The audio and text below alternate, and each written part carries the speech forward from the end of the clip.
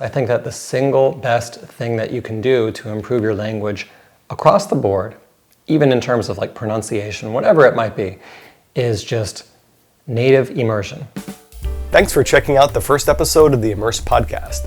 In this episode, I talk with Dogen about immersion-based learning, Eureka moments, and some of our struggles learning languages. Be sure to subscribe and ring the bell for more content like this. Hey everyone, it's Brian from Immerse, and I'm here with Dogen, one of our creators on our platform. Hey everyone.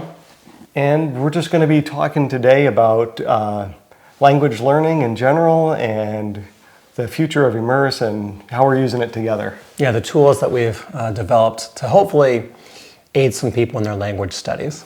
Absolutely. And so aiding people in their language studies is the reason I started the company, and really was based on what I was doing on my own and the struggles that I was having. So I took a year Japanese in college as an elective, and that was really interesting, and I kind of forgot about it until I booked a trip to Japan. And I was also studying Thai at the same time, and there's a huge learning curve for Thai with having an alphabet with a lot of different characters, a lot of different vowels. Sure. And there's also 5 tones. And so that kind of ties into what we're doing with the pitch accent, though at the time when I was building that stuff out for myself, I was using Anki decks and recording myself in Audacity, listening to it played back, and I'm like, geez, this is a pain in the butt to be doing all this stuff. And then I was like spending a lot of time putting together flashcards.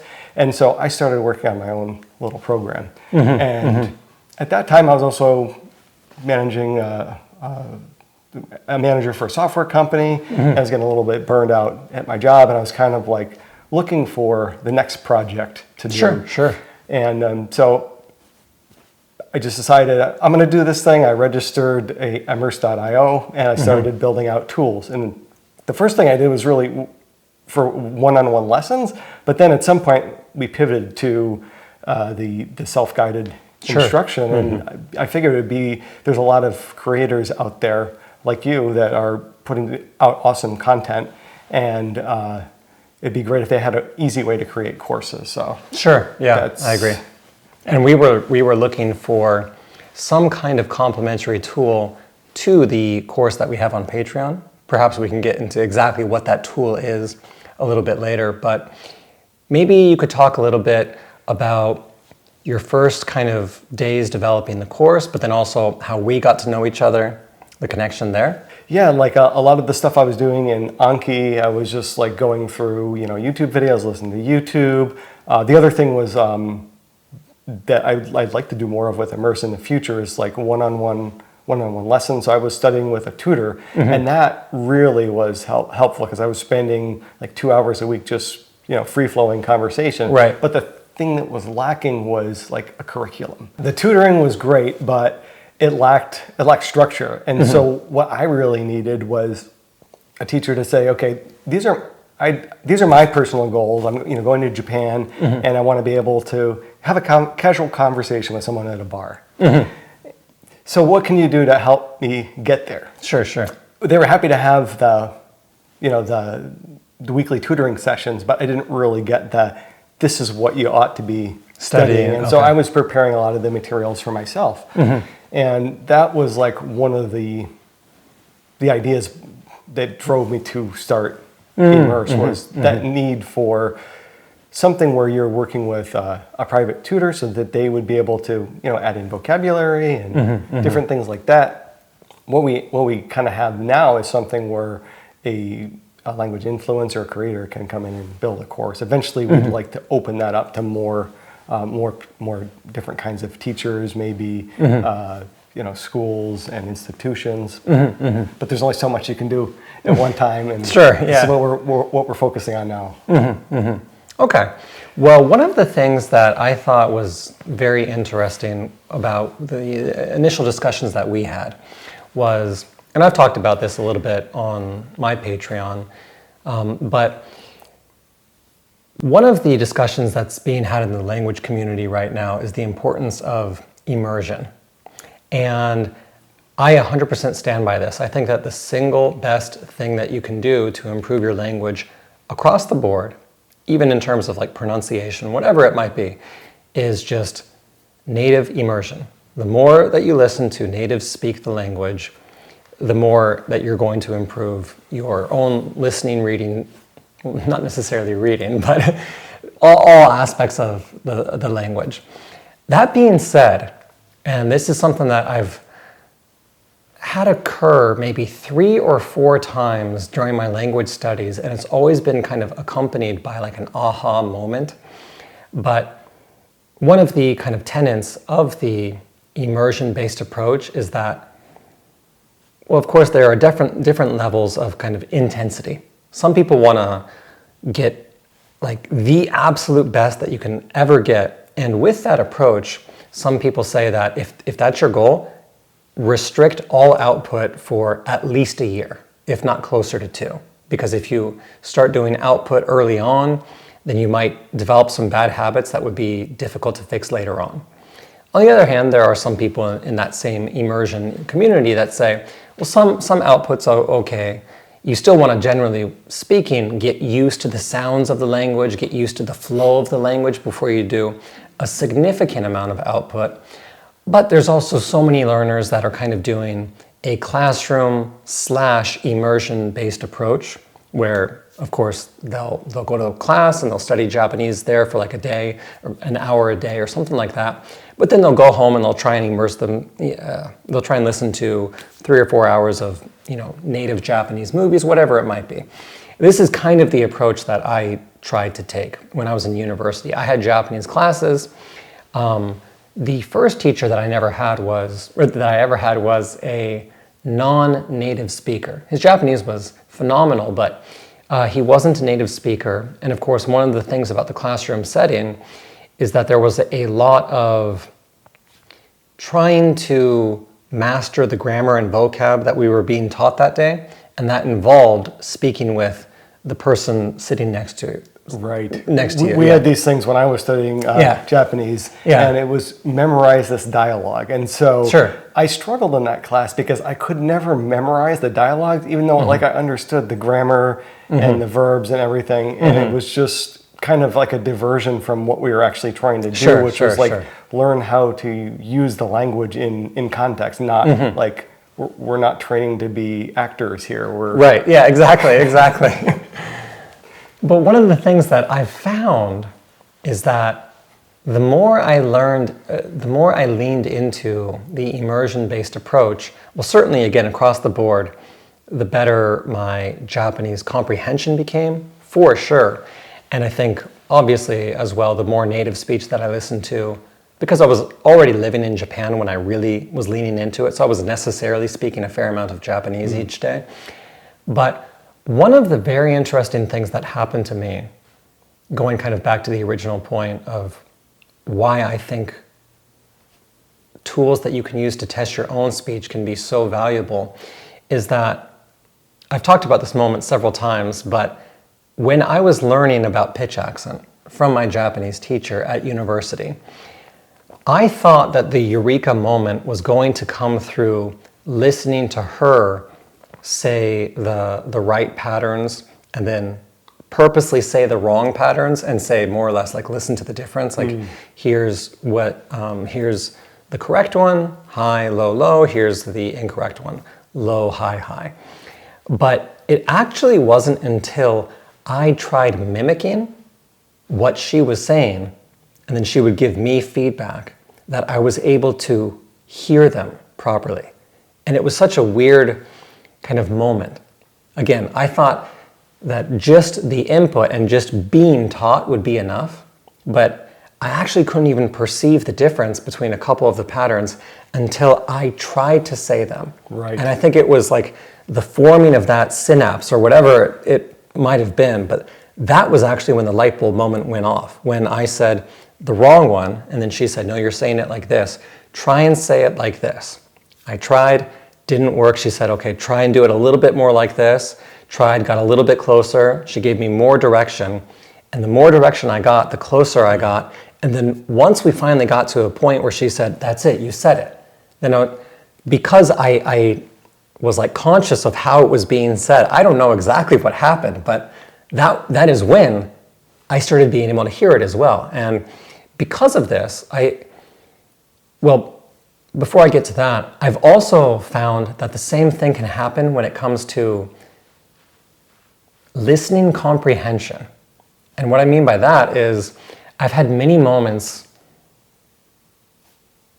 not recently, but early on, and also particularly at the intermediate level when I was studying Japanese, in which for the life of me, I couldn't understand what the speaker was saying. They were either going too fast, or they were perhaps using words that I hadn't come across before, or they were mumbling, or maybe they were being interrupted. But for a variety of different factors, no matter how many times I listened to that particular bit of whatever movie I was watching at the time, I couldn't get it. But then when I tried to say it, I realized what was being said. Yes, exactly.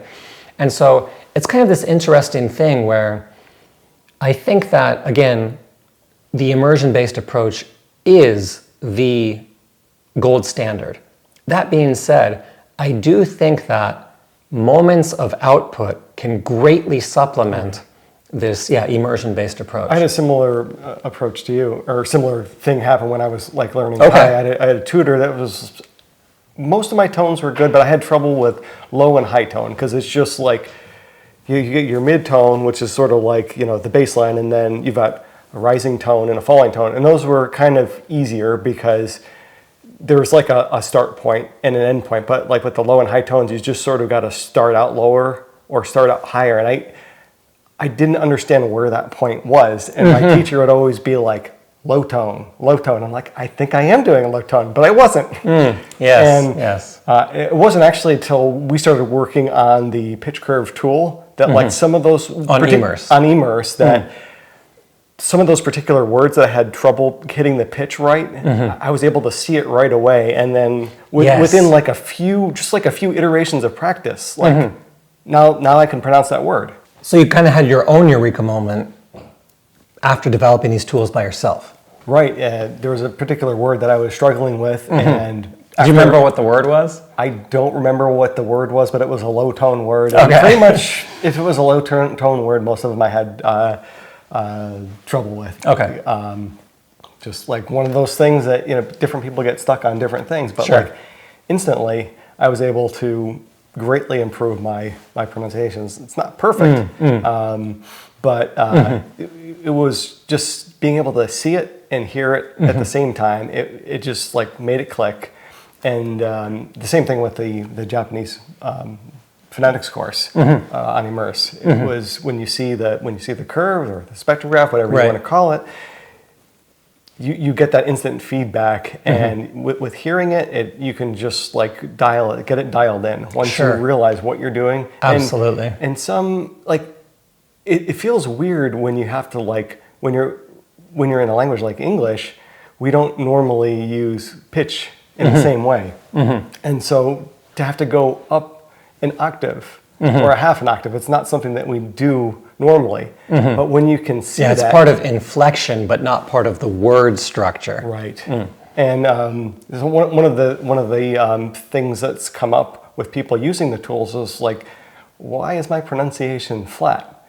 Well, you need to add more tonal range than you think you do. And so I've been telling people, just do your scale.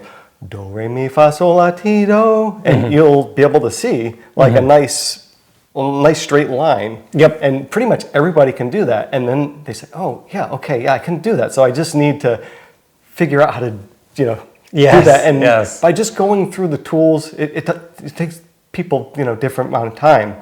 But just by going through a little bit, and, you relax and everything, but you'll get there. Yeah, it's so interesting because I think the kind of anecdote that you just gave me, that many of the people that are using the tools have gone through this experience, but also the experience that we ourselves have gone through as well, which is that you kind of just like hit a wall where it's like, I can't for the life of me get this. Like, what is this?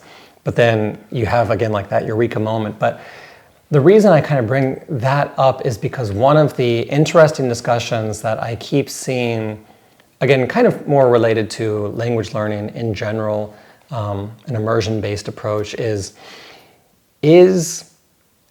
an all immersion-based approach and delaying input, again, like up to 2 years. Like, it's a very extreme approach, but at the same time, like for the people that their ultimate goal, and it's like the number one thing that they care about, not just within their Japanese studies, but like in their lives, it's like, I want to get perfect Japanese. I'm always trying to think about like, what is the most effective way to learn Japanese? And one of the things that I think about when I kind of, what would you say, try and put myself in the shoes of different learners is it realistic to have a completely immersion-based approach in which you are never being taught any aspect of Japanese in your native language? So what I mean by that, of course, is that it's wonderful to listen to native speech all the time, but most of the immersion-based approaches that I've come across kind of encourage doing an immersion-based approach while looking up things like grammar, etc., in like an English to Japanese dictionary, and or using a tool like, well, we've got similar functionality on Immerse, but you could even go through a textbook like Genki, whatever it might be, and just listen to as much Japanese as possible. But I always wonder that even if you're only listening to native Japanese recordings, that if because of the assumptions, the presumptions, I guess, that the language learner has when it comes to the spillover, when it comes to the sounds of their own language, how that maps onto their target language. And I think that, again, if you're taking a really, really hardcore immersion-based approach, you can escape a lot of that spillover. But I think that the spillover is still going to occur to a certain degree if you are doing things like using, again, like a textbook or like a grammar dictionary, or even, I wonder if even flashcards. And what I mean by that is, if you've got, like the Japanese word on one side, and then you flip it over and you see like the English definition. I don't know, it might be a word like, well, let me think of a good example. Eigo, like the word for English in Japanese.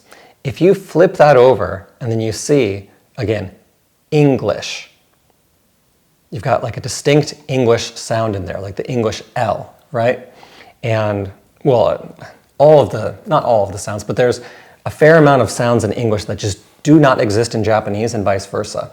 And I always wonder if, again, even just like reading English here and there while you're studying Japanese, even through a really hardcore immersion-based approach, I wonder if that also affects things.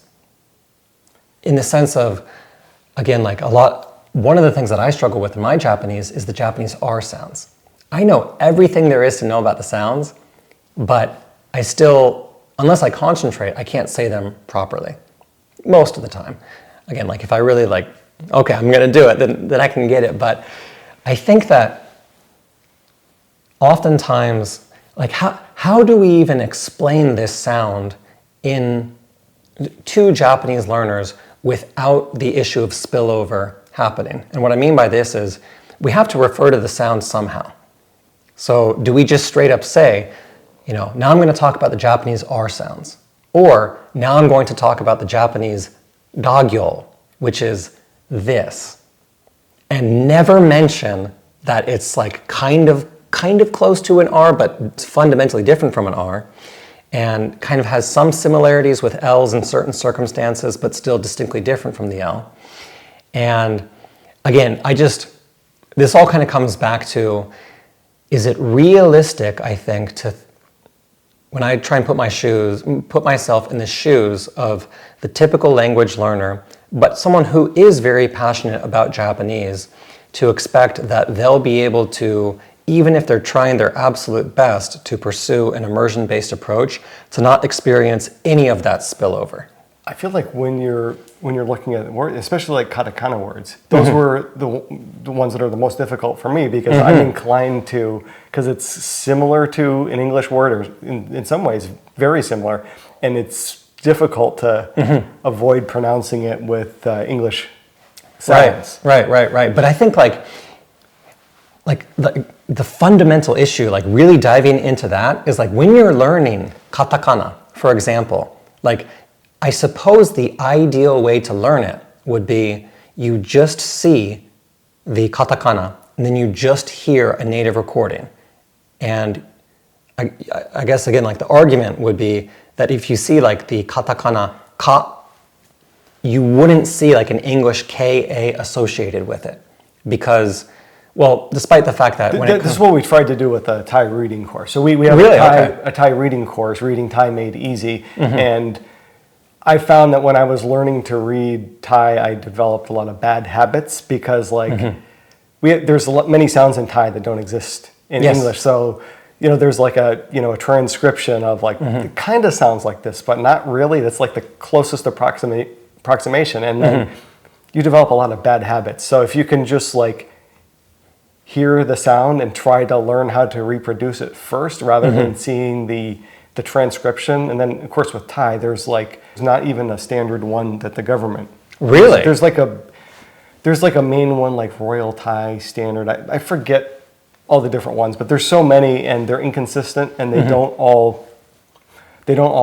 reflect the tones in the correct way. So it's not like with something like Pinyin where there's a more standard way of transcribing everything. It's just all over the board. So it's really better, just in my opinion, it's better to try to circumvent that and just just learn how to read first. It'll take a little bit longer, but it can be done. It can be done easily. There's like an easy path to it, and there's a hard path, and that's what I tried to do with the Thai course. Because when I learned how to read Thai, I was using books for like grammar school Thai children. Yeah.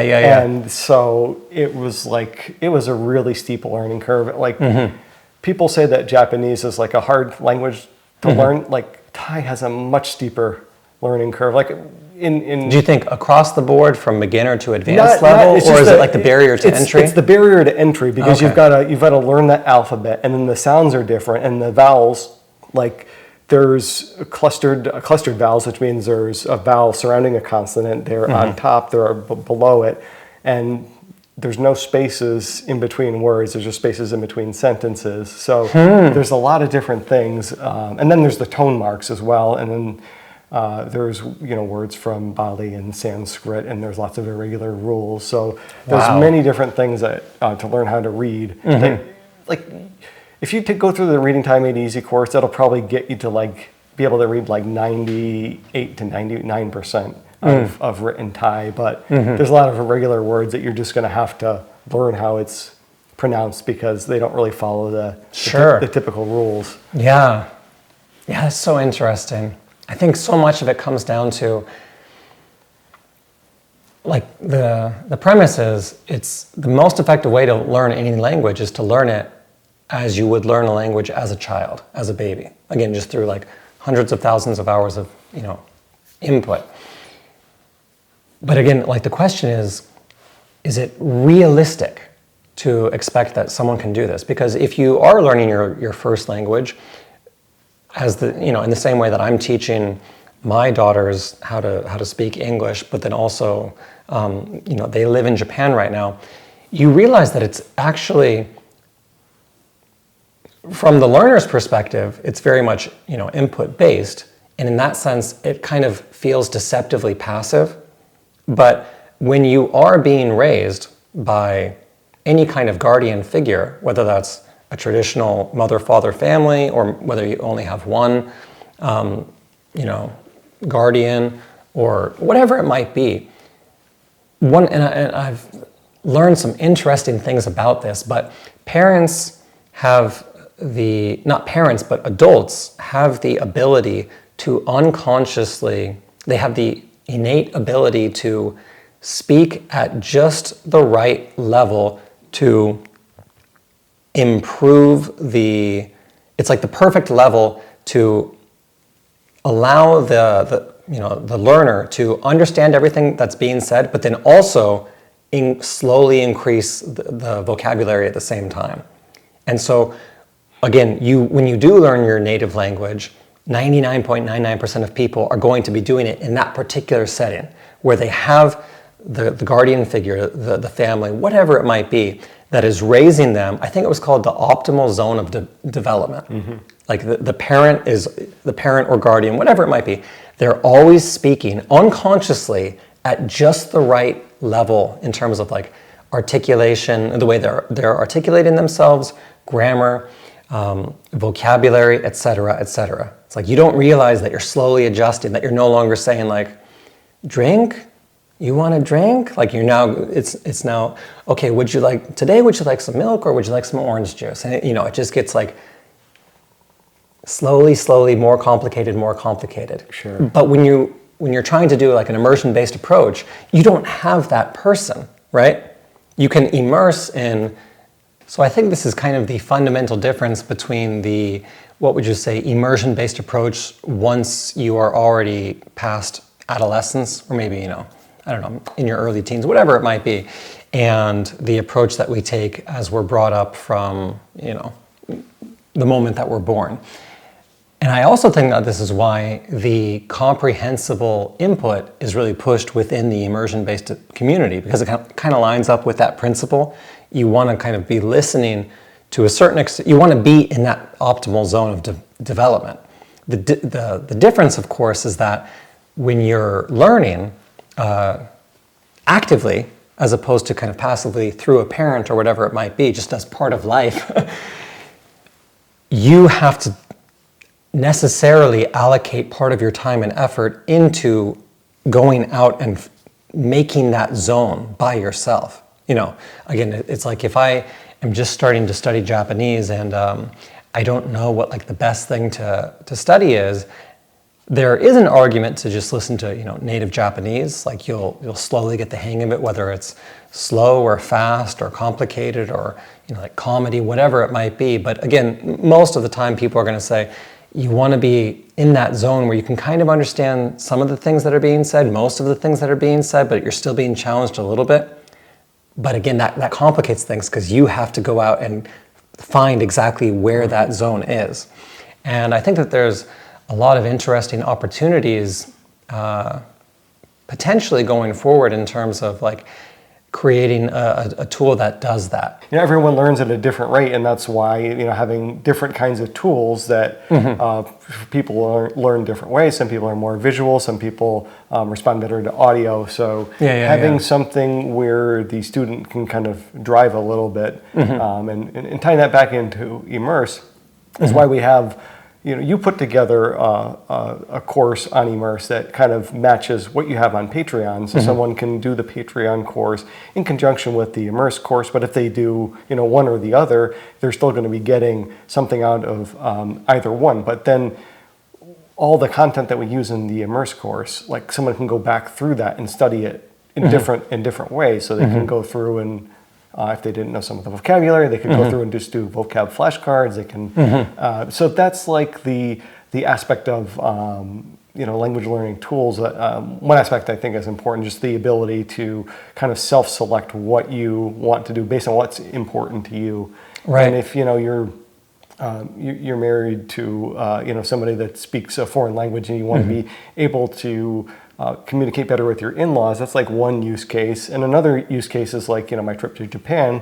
Sure. I just really want to be able to, go into a restaurant, be able to order, different kinds of food, for sure. have just a casual conversation. And so that's, different use cases. And it's a lot of the, canned products, off the shelf stuff, what have you, it's kind of a fixed path that you're going to do this path. It's there's not really, it's mostly like beginner to advanced beginner. It seems like, and so if you already know some things, there's not really like that intermediate kind of gap between the beginner.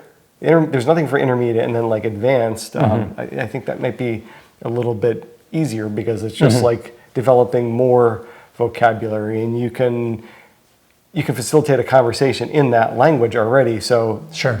I don't know if I'm on track here, because I'm kind of just like at the beginner to advanced beginner stage in the few different languages that I can speak. A little bit of Japanese, a little bit of Thai, and a little bit of Spanish.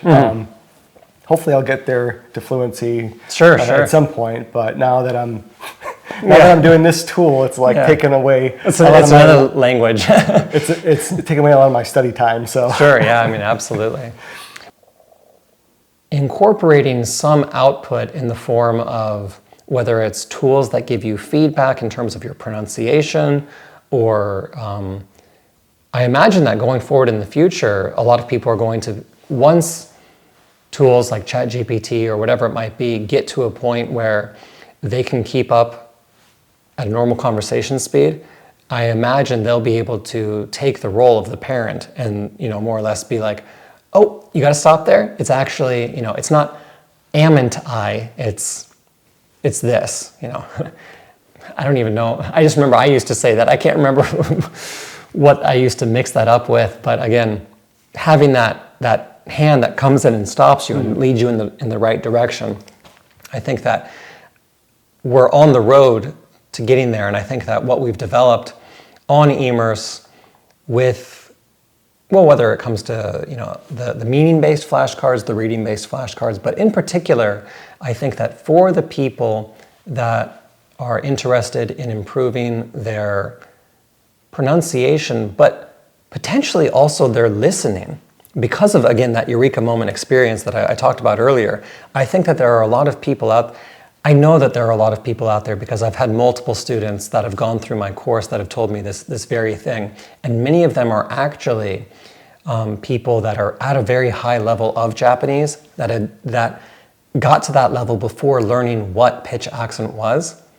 And because of that, some of them, once you tell them what it is, they're like, oh, right, okay, yeah, I totally see what that is. But then there are other people that are like, hold on a second, like, I have no idea what you're talking about, despite the fact that I'm essentially conversationally fluent, if not beyond that, close to native level in terms of your ability to articulate yourself in Japanese. But then I remember distinctly there was a guy in Okinawa that would send me videos of him recording himself with just like a basic like tone indicator on a phone, like for tuning a guitar. And he'd like hold it up and try and say the various tones and be like, is this right? Like, I have no idea what I'm doing, despite the fact that I can have like, a 3 or 4 hour long conversation with any Japanese person about, almost any topic. And again, I think that because of that, there are really valuable use cases for the kind of tools that we've developed on Immerse, specifically with regards to pitch accent, how that ties in with rhythm, and also the waveforms, so kind of impact, amplitude. But it'll be interesting to see the other courses that you make going forward in the future as well. Yeah. Again, Thai and hopefully Mandarin Chinese coming soon, Vietnamese, and Western languages as well. So yeah, I actually imagine that in the same way that we as stress accent speakers have a hard time adjusting to pitch accent, a lot of Japanese speakers have a lot of difficulty adjusting to stress accent. And because of that, in the same way that we've implemented the spectrograph that shows the pitch, I think a lot of Japanese speakers could benefit from using the waveforms and comparing the amplitude of their speech to that of a native speaker. Yeah, that would be. Well, yeah, we're going to do an English course as well, so it'll be interesting to see how we use the tools. Another thing that I think is going to be helpful is having more of the IPA diagrams and charts, and just superimposing those two, so you can see the one. Let's say you're a native English speaker, you put that side by side with the Japanese chart, and you can kind of see, how the different sounds are produced, and along with like the other elements of producing the sound, like lip protrusion, and there's probably a few other things that I'm missing. But once you start to put those things together, those little building blocks, it's helpful. And we're here in Japan, and my girlfriend's come with me. She wanted to like learn a little bit, and so we've been working together. And she's learning how to pronounce things correctly, and I'm correcting her. And one of the things that I noticed was the lip protrusion thing. Yeah, so like, That was actually because of your video. I went back and I watched a few of rewatched a few of those. I'm like, that's it. That's the thing, and I pointed out that one little aspect, and like her pronunciation on a few different things was dramatically improved. It's something that I'm very torn on, because I have experienced the same thing where it's like it's a tip as simple as just don't protrude your lips. That will literally immediately make you sound significantly more native. But there are many tips like this, right? Like, we'll learn the 4 basic pitch accent patterns. Don't protrude your lips. Gotta learn maybe a little bit about aspiration. The R sound should be articulated like this. Okay, now we're gonna spend like 40 minutes just on the sound. So again, like most things, it's, I think, an issue of diminishing returns, and there's a lot of, it's always different for every individual, because every individual is at a different spot in their language journey. And this is actually something that I talked about in a recent script, but I do think that everyone, even at the absolute beginner stage, should learn what the 4 basic Japanese pitch accent patterns are, whether that's from my free video on YouTube or a couple of the other YouTube videos that cover the topic from different creators. But I also think learning devoicing within the first month makes like all the difference in the world as well. Well, I was getting back to like beginner Japanese in college.